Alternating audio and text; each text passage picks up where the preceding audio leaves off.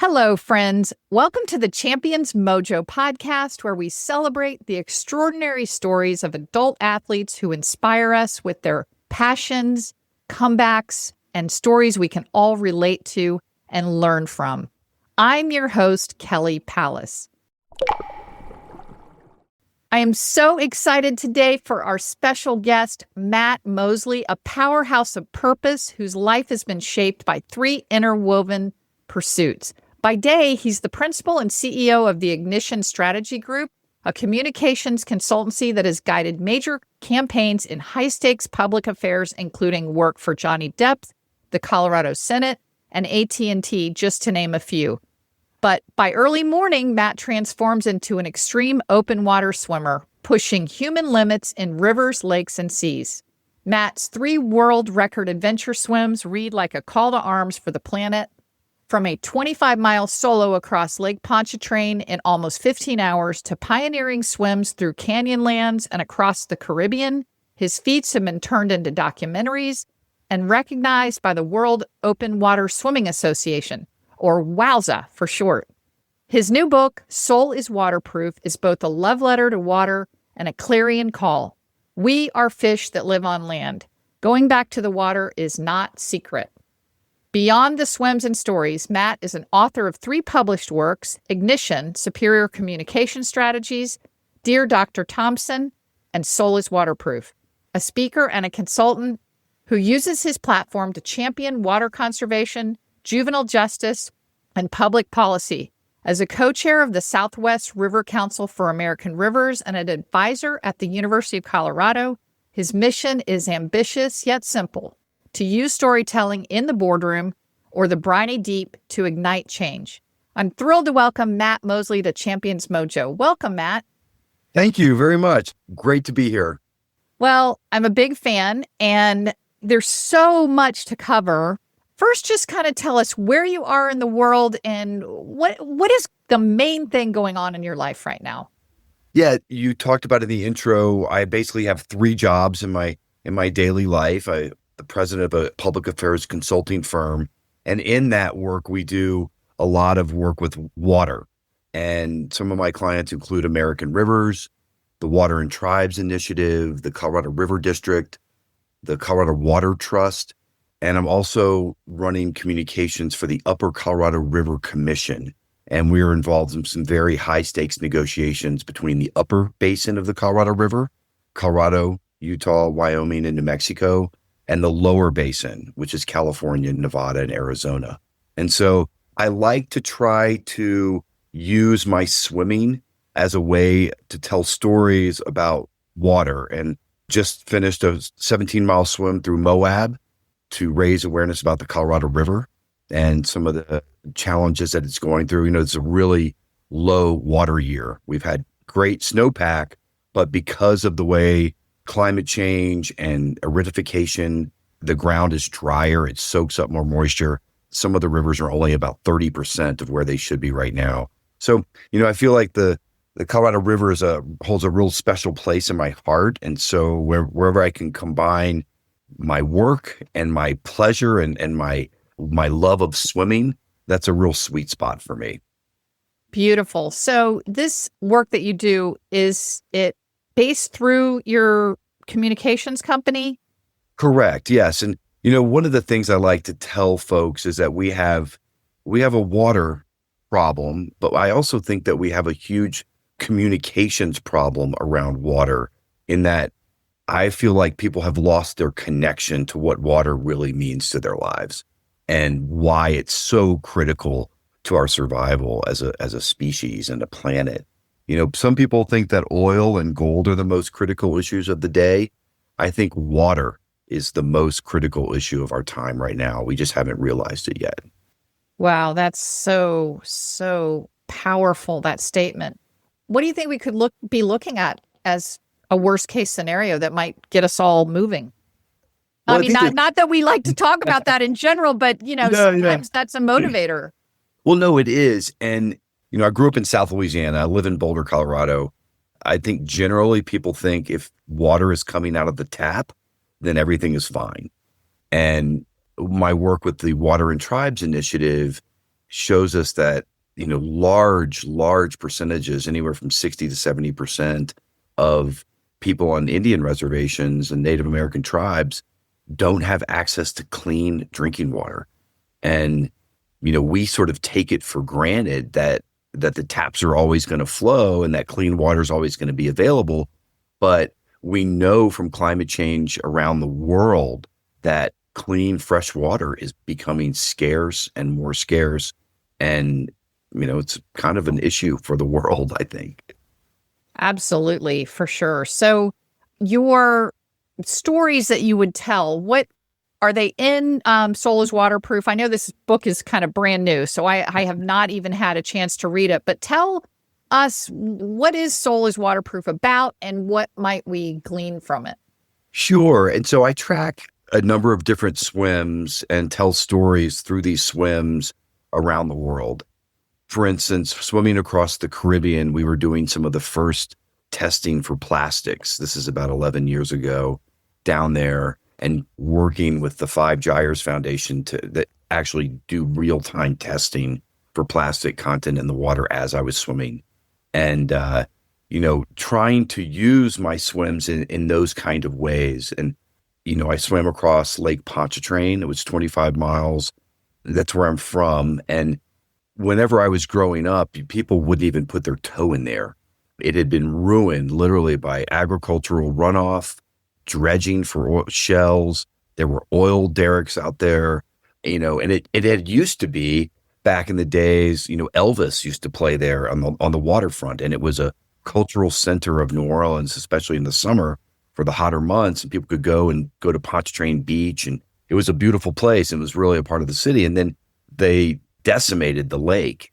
So an organization had spent 25 years cleaning up the lake and getting it back to a really pristine body of water. And so I swam to raise awareness that, hey, here is this resource, here is this water that we should really be appreciating a lot more and what it means to the city of New Orleans. And so that was 25 miles for 25 years. And my mom was like, "What are you doing?" Because it was, people wouldn't even put, there's alligators and bull sharks and all kind of stuff in there. But it was a fantastic swim. And I like to, Kelly, I'm a little bit different from other open water swimmers. I love open water swimmers, but they're fairly serious and they're pretty dour sometimes. And so I really like to have a lot of fun. I like to have a great support crew.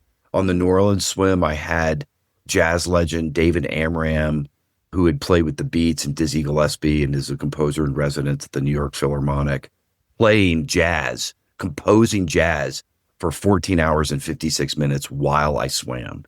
And he was joined by a conga player from Professor Longhair's band, Uganda Roberts, and then blues legend Papa Mali. And so we had a little trio on the support boat playing music while I was swimming.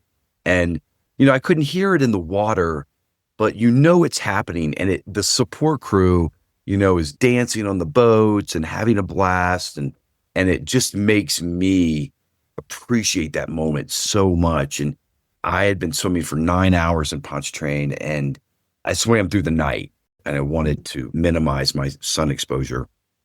And I'm swimming, it's the morning is coming, the full moon is setting, the sun is rising, and David Amram is playing this Chinese flute that is sort of resonating across the water.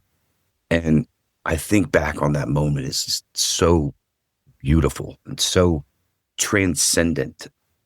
That's why I do these things. And to use that as this bigger moment that's much more than just myself. It's about the team. It's about the purpose and the cause and bringing all of that together in one swim, and it's only 15 hours of my life, and I try to just be so grateful and love the place that I'm in. And as an endurance athlete, we ask for these things, right?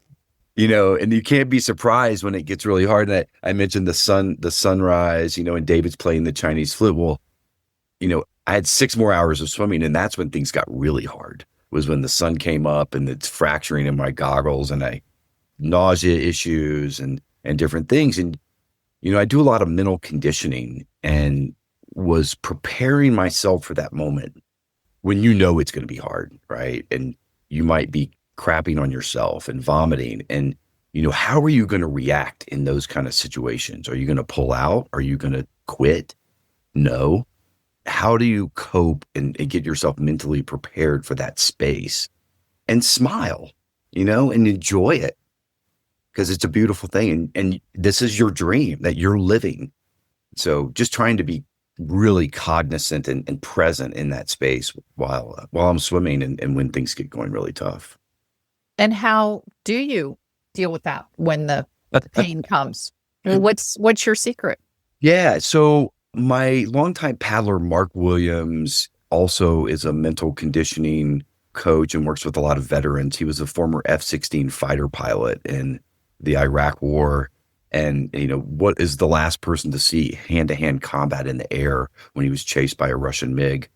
But he is, has worked with me over the past 15 years, where we do these mental conditioning exercises. It's like going to the gym in your mind. And it's not really just meditation and blissing out on the pillows, but these sets of different things to really tune you into your awareness and to be able to process and to deal with these things when things go tough. And part of that is visualization.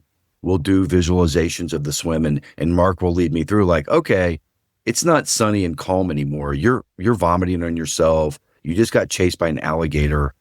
What's your space? Let's walk through that and prepare for these different scenarios because, a lot of times I like to swim at the Boulder Reservoir on Tuesdays and Thursday mornings at 6 a.m. and it's beautiful. It's placid and it's just the sun's coming up and, it's really calm and just perfect conditions. And, as an open water swimmer, it's rarely like that in the real world, right? And when you go out for your big swims, and I got a race across Lake Tahoe on July 19th, and Tahoe has the potential to be anything on any given day, right? It can be choppy, it could be cold, it could be rainy, all three of them.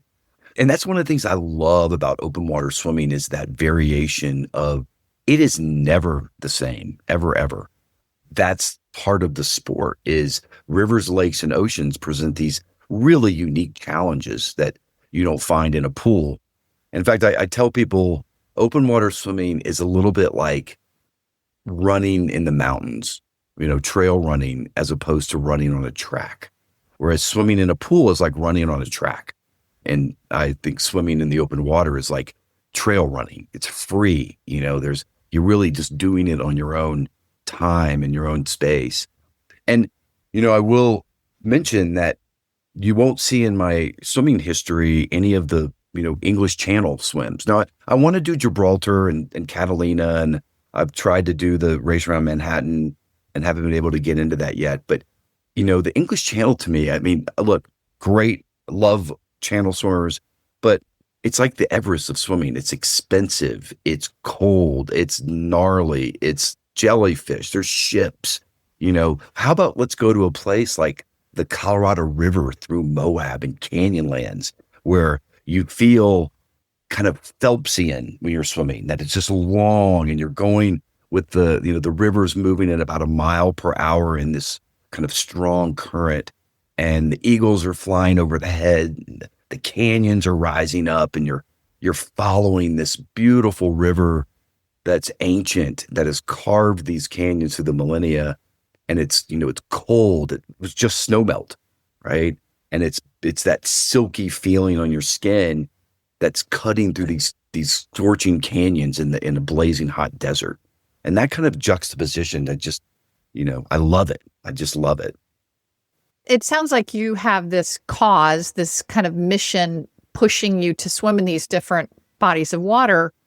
What would you say that the swimmers out there that are listening, what can we do to help our water, to help save our rivers? What can we do?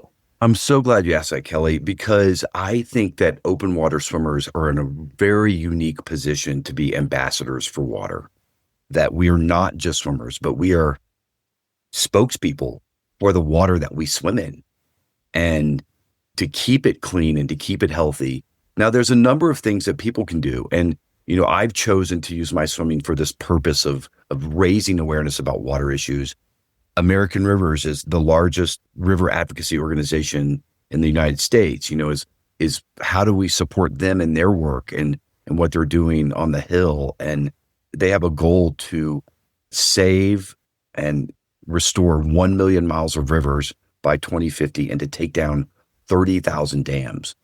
And clean, free-flowing rivers are a threat in this country. They are under threat. And, it's something that we should be using our sport to say, like, hey, this is important. We need to keep these waters clean, protected, healthy, and for future generations.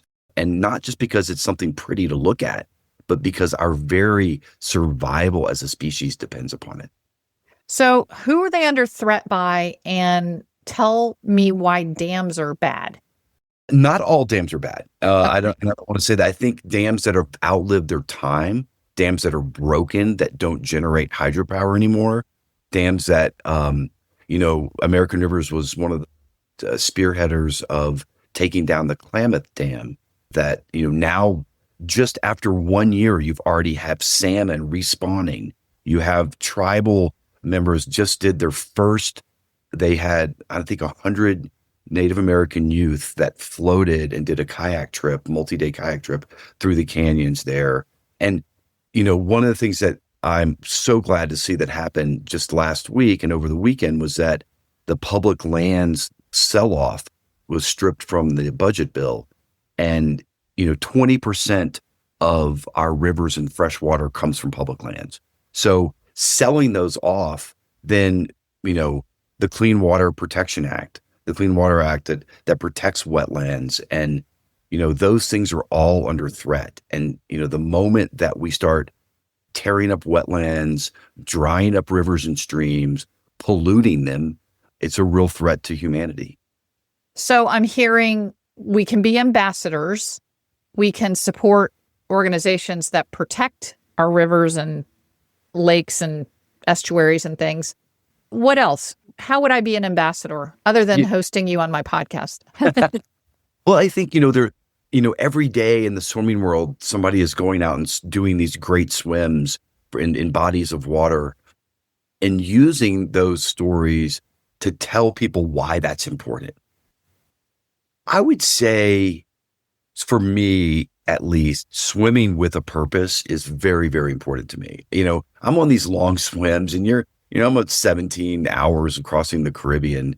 And there's a time when you're like, what am I doing here? Why am I doing this? And I know you've talked a lot about this on the Champions Mojo podcast about why, that big question, what drives us? Why are we there? And for me, I might, after 7 or 8 hours, when the fun's over and I've thought about everything I can think about, I might get out. Like, why do I need to do this? And for me, drawing on that purpose of being an ambassador for the water, and that when somebody like American Rivers has put themselves on the line for you and is raising money and creating awareness, I'm not going to quit. That purpose is driving me down the river and across oceans. And, it's very, very important to me why I do it. And that's another kind of reason why, English Channel is great, but it's generally not associated with any purpose. It's just kind of ego. And I think I've got a pretty healthy ego, but it's not enough for me to really put myself in dire straits unless there's a bigger purpose involved in it. And so that purposeful swimming to me is very, very important. I love that. Over 31 million Americans suffer from eczema, and I'm one of them. And swimmers are especially vulnerable. We battle dry, itchy skin all the time. The most common fix? That red tube of cortisone in your medicine cabinet. It's a topical steroid, and it has the power to destroy your skin, your health, and your life. I'm Kelly Pallas, a master swim champion, but more importantly, I'm a skin champion. I survived topical steroid withdrawal, a brutal condition that can begin after using topical steroids, even as directed, for as little as 2 weeks. The withdrawal can last for months to years. Burning red skin, oozing, and a bone-deep itch. It's happening to an estimated 3.8 million Americans right now. Topical steroids aren't always the safe, simple fix they seem. Protect yourself and your loved ones. Visit kellypalace.com to learn the truth. One of the things that you're obviously, doing great things for advocacy, and you're a winner, you're a champion in life in so many ways, from your business to your books to your swims. And we love to talk about kind of what you've been through personally, not just, these are the things that you've done for humanity, but if we just drill down a little bit on Matt Moseley and what you've overcome, it's just so inspirational for me to hear people who are really out there killing it and what you've gone through. Do you have some stories of a comeback or something that, you were really knocked down in life, and how did you get back to the surface mentally, emotionally, physically? That's a great question. And yes, I have overcome some real tragedies in my life. The biggest one that spurred me into long distance swimming was I'd already, I swam as a competitive swimmer in high school. I wasn't going to get a college scholarship. I wasn't fast like that. And then in graduate school at CU, I kind of came back to swimming. I can remember showing up with the board shorts and at the pool and just a few laps. And my wife gifted me a canoe when she was in law school and I was in graduate school. And it came with a trip down the Colorado River. And that was I brought my swim goggles, and it was the first time that I swam open water like that. And it just, something clicked, and I just loved it. And I started doing 5K races, and this is back in the early 2000s, kind of late 90s, 5K races. And then I signed up for a 10K race across the Horseshoe Reservoir and was doing these races. So we go on this canoe trip, right? And we have my kids, and this is 10 or 12 years after I'd gotten the canoe, and we're coming back, and in a place where I have cliff jumped maybe, for 12 years or something before that. And when I jumped off the cliff, I hit a sandbar and shattered my whole right leg. So I had my right leg looked literally like the Eiffel Tower. I had 4 plates and 17 screws holding it all together. And it was, Kelly, it was the darkest time of my life. First of all, I felt like a real dumbass because I had done it to myself. There wasn't some kind of car accident I could blame on somebody else. It was me. And, my kids are all going off skiing in the winter, and I'm sitting on the couch and feeling sorry for myself. And it took 13 months for that to heal. And then I couldn't live with that stuff in my leg. And so we got it all taken out. And that was another 8 or 9 months of recovery. So all told, about 2 years I couldn't even drive barely because it was my right leg. And that was a time that they were just throwing around painkillers pretty liberally. And I enjoy my white wine in the evenings. And, it was a pretty dangerous combination, to tell you the truth, after a little while. And it was in that convalescence and in some of the darkest times that, I set the goal. We had gone down to Lake Pontchartrain for a number of years before, and we're swimming to raise money to rebuild the lighthouse that was destroyed in Hurricane Katrina. And this is a lighthouse where De La Salle basically stood and claimed the new world for Spain. And right at that point, and the lighthouse was destroyed. So we were raising money for that. But during my recovery is when I set the goal to swim Pontchartrain. And it took another 3 years to kind of come back, right? And I got a coach for the first time since I was in high school, this fiery Puerto Rican guy named Randy Soler, who, really believed in me. And so coming back, I felt like, there were 2 kind of divergent paths I could see in my life. Like, one was going down this path that I didn't want to be. I didn't want to be, addicted to painkillers and an alcoholic and drinking and sitting on the couch and feeling sorry for myself and getting fat. I wanted to come back When I stood up in Lake Pontchartrain and threw my hands over my head, it wasn't just the swim. It was basically like I had come back as a better person, like all around. And, discovering this kind of higher purpose in swimming, my friends and family.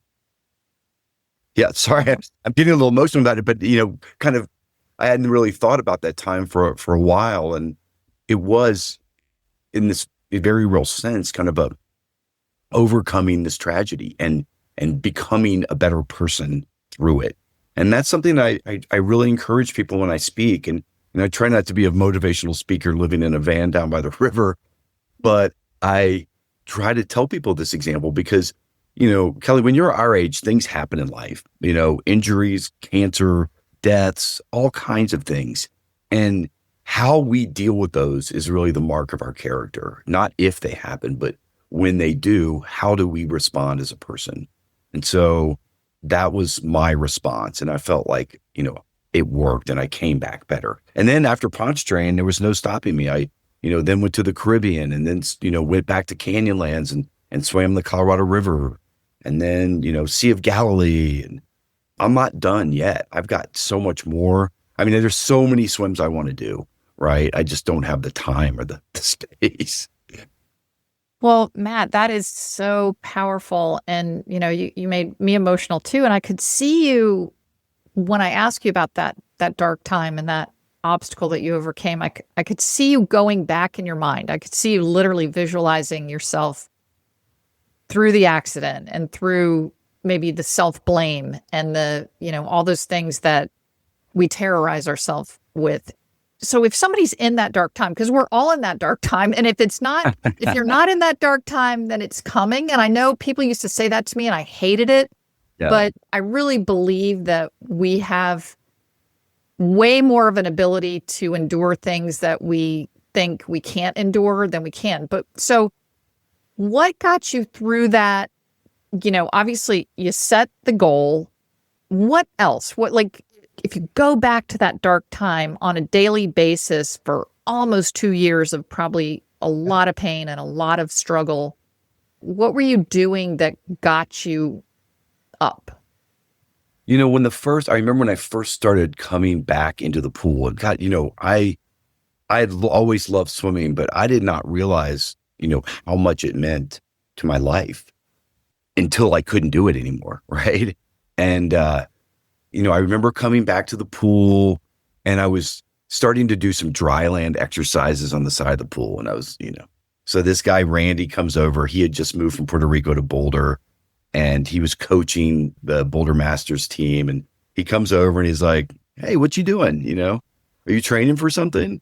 And I kind of told him, he's like, "Well, if you keep doing what you're doing, you're going to hurt yourself." So he's like, "How about if I help you with a couple things?" And it started pretty casually and he would just give me these few things. And he was really, because of my injury, my leg would kind of twist out a little bit. It was weird, but he was very, very focused on form and technically being correct in the exercises and, posture and using, he told me to swim from the belly, swim from your core, not just using your shoulders. Like a lot of open water swimmers are very shoulder heavy, and they're picking up and they're sighting and doing all this stuff.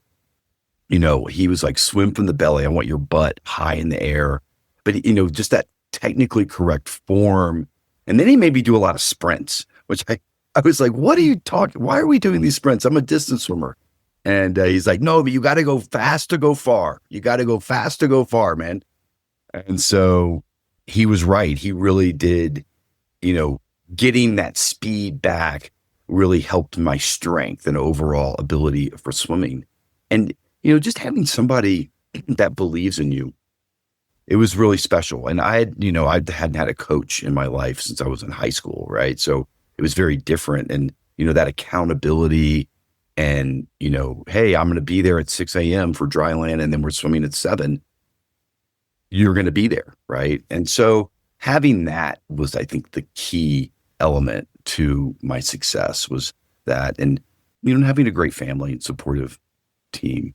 Right. Yeah. Yeah. I think all those things just to kind of summarize what I'm hearing, you have a goal, you have somebody that's really supporting you, that you're accountable to. I'm also hearing movement. Like, I just believe that people, when they're injured or they're sad or they're depressed or they're, you got to move your body. And even if it's, the littlest thing, you walk from here to the mailbox, and then you walk from the mailbox to the next mailbox, and just movement, and certainly the community of people that are supporting you, but that passionate purpose of, I want to swim and make a difference. So beautiful, beautiful. Okay, Matt. So again, on your intro, I was so impressed with the books that you've written, and one that just intrigued the heck out of me. And I saw one of your speeches you actually spoke to Google, for goodness sakes. I didn't even put that in the intro, but I loved your Dear Dr. Thompson book. And I'm just going to throw that out there for people to check that out. Check out your Google talk. I don't want to go into it here because we'll be on for 2 hours, but essentially what that book taught me is people who become champions make good choices, and so what are your thoughts on how we can make better choices to reach the things that we want in life and have a better life? Well, it's interesting that we talk about making good choices and working with the author Hunter S. Thompson in the same sentence. So yeah, that's and why don't you tell people why that's a terrible choice? Hunter is the famous author of the book Fear and Loathing in Las Vegas, and invented a form called gonzo journalism. And so just a real character. And he used to call my swimming gonzo swimming. Just, if you want me to summarize real quickly, there was a woman, Lisa Allman. She ended up climbing in its car with the guy she didn't know. He ended up being a skinhead in a stolen Trans Am, high on meth and with a bunch of guns. He ended up killing a cop, and then he killed himself. She had never touched the gun, had never met the guy, had no idea what was going on, but they convicted her for felony murder. She was in prison for, life without parole, and had never even touched the gun. In fact, wasn't even there when the officer was shot. She was already in police custody. So she's in prison for 5 years, writes a letter to Hunter S. Thompson from prison saying, your books aren't available in the prison library. Can you send me something? He miraculously reads the letter and then responds and says, hey, I followed your case. I was horrified by it. You were in the wrong place at the wrong time. Maybe I can help. He writes a thing about it. And I had been following this case, living in Denver at the time. And in fact, I had worked for President Bill Clinton at the time, and we were doing an event in Denver where he met the widow of the slain officer that I was at that meeting. So, I'd been following this case, and I ended up writing Hunter a memo saying, here's how you could change the narrative of this woman's case. She didn't have any representation. It was really badly framed for the public about what happened, but she didn't do it. She had no intent for anybody to get murdered. So he calls me. I'm at the state capitol, and I get to see this number. And this is a guy if there was one person I could have dinner with, it would be him. He was a real hero in my earlier life because he made politics sound like it could be so much fun and so real. And it's why I ended up a career in politics. And so we end up working together. The last point of the memo was, let's hold a rally on the west steps of the Capitol when her appeals brief was filed with the Supreme Court. And so he says, hot damn, son, let's hold a rally. And do you mind if I bring Warren Zevon? Like, well, of course, So we ended up holding the rally. It does change the narrative of the case. It goes to the Supreme Court. They overturn the case, remand it back to the Denver court, which 10 years later couldn't put the same case together.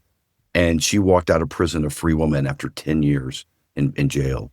And then the governor of Colorado just recently signed a law overturning the felony murder statute. So very big sort of change there, using this one woman's case as a test case for overturning the felony murder law around the country. And it really worked. And Hunter had already killed himself at the time when it was at the Supreme Court. He committed suicide. And that's when I ended up being hired, because I'd worked with them for about 7 years. So I knew the family very well. I knew his world. I knew him. and was hired by Johnny Depp to be the communications director for Hunter's funeral. So we blasted his ashes out of a 157-foot tall gonzo fist in Aspen. It was pretty crazy. Well, it sounds like you love changing the narrative on things. And I think that's really powerful. And, besides obviously don't get in a car with someone you don't know who's a skinhead, how else can we make good choices? Just like in life. Have you narrowed that down? I don't know if we can say good choices, for everyone all around. Like, is going out and swimming 25 miles a great choice? So for some people, not so much. But I think that the sweet spot in life is generally when we're doing something that's greater than ourselves, when we are thinking about ways that our life can make the world a better place, make just the people around us better, to be a better friend, to be a good colleague, and for me to find work and issues that I really deeply care about, and like water, where I can use my full passion, my full self, and bring it to the table to create change and move public opinion.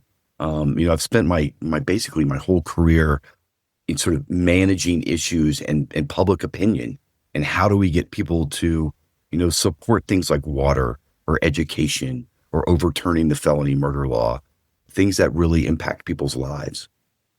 Well, that is a great place to kind of start to wrap this up. If you had a magic wand, what would you want to see happen with your most recent advocacy?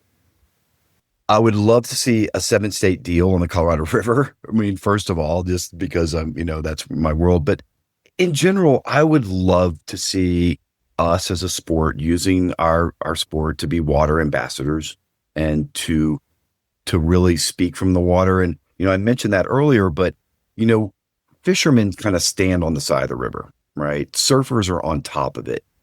Scuba divers, yes, they are also ambassadors for the water. But, we're in this unique place where we are in it. We feel it, we taste it every day when we're in these bodies of water. So how could we, make it where our sport is much more on the front lines of these of advocacy?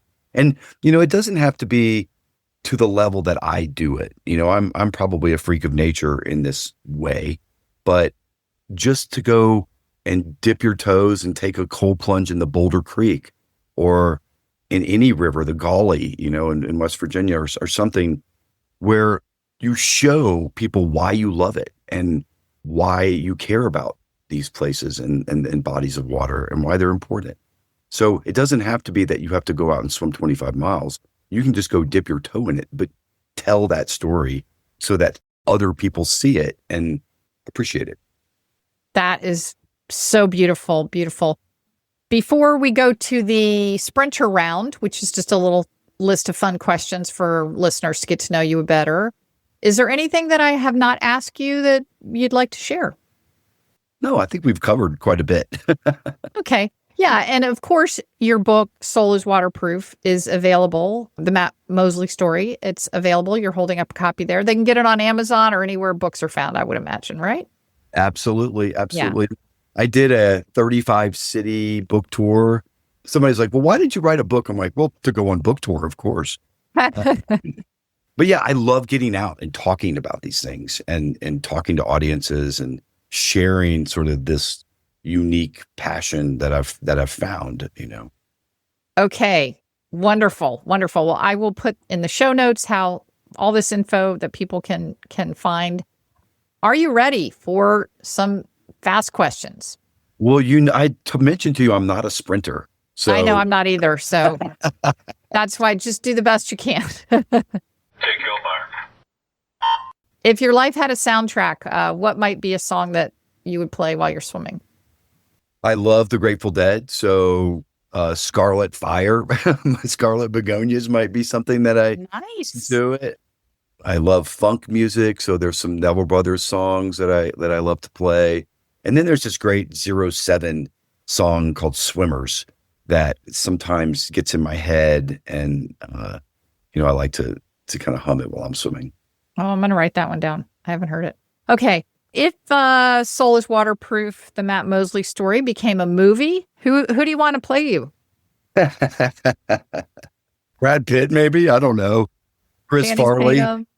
Oh, gosh. I love Chris Farley. Yeah. That's too humble. Or Will Ferrell. Will Ferrell. Oh, Will Ferrell. That would be a good one. I think Will is great. Yeah, he'd Then he'd make it good. kind of funny, which I like to be, I like to have a lot of fun and tell jokes on something. So. And we've all seen him in a Speedo already, so that's kind of he's in a Speedo in a couple of his movies. It's funny. Mm-hmm. All right. What is your pump up ritual before a big swim? I usually eat shrimp pasta is kind of my go-to meal before a big swim because it's got that heavy protein. I don't eat a ton of the pasta, but the shrimp is very good to digest. I like quiet space. Usually, so I had 18 people in a support crew for this Moab swim, and I usually have to designate somebody that's the person to deal with the crew, answer all their questions and what are we going to eat? How do we pee? All these things, have somebody else deal with this. So I like to just be really kind of focused and just ready to swim. Awesome. Okay.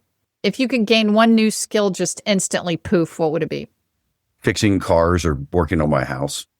Oh yeah, fixing cars. How great would that be? I'm just not a handyman. I wish I was. In fact, I was going to go take a class in Greek mythology at CU, and my wife's like, "How about you learn how to fix the kitchen sink first?" Yeah, that's great. All right, last question. When you are in the water, what is one word that describes how you feel? Gratitude. Gratitude. Oh, I love it. I love it. Profound gratitude for just the space, the water, the people, my life, all the little things that bring you to that moment. It's just profound gratitude. That is beautiful. Matt, thank you so much for spending this time with us today. You were awesome. And best of luck in everything. What a treasure. I loved talking with you, Kelly. And thanks. Great questions and just a lot of fun. Thank you. Thank you for listening to the Champions Mojo podcast. Did you enjoy the show? We'd be grateful if you would leave us a 5-star review on iTunes to help others find us. And we'd also love to hear from you. We're on all social media platforms, or you can reach us at championsmojo.com.